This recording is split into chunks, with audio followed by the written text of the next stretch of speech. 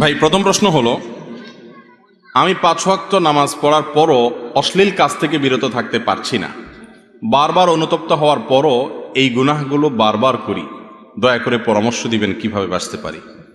ভাইরা আমার, প্রথম কথা হলো, আল্লাহ রাব্বুল আলামিন আমাদেরকে নামাজের নির্দেশ যেরকম করেছেন, অশ্লীলতা, বেহায়াপনা, নির্লজ্জলতা থেকে বাঁচার নির্দেশও আল্লাহ তাআলা করেছেন।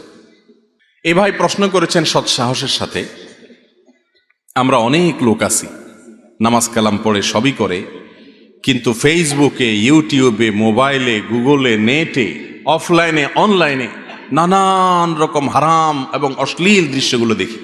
এ রোগটা আমাদের মধ্যে আছে না নাই? ভাইরে, আল্লাহ রাব্বুল আলামিন আমাদেরকে নির্দেশ করেছেন অশ্লীলতা থেকে বেঁচে থাকার জন্য। তার একটা কারণ এটাও, অশ্লীল এবং হারাম জিনিস দেখলে ইবাদতের স্বাদ থাকে না। আমরা অনেকে বলি নামাজে ইবাদতের স্বাদ পান না। অনেক ভাইদের অভিযোগ এটা, যে ইবাদত করি, নামাজ পড়ি ঠিক আছে, কিন্তু আসলে মজাটা হয় না। মজা হয় না দেখেই কিন্তু তাড়াতাড়ি নামাজ পড়ে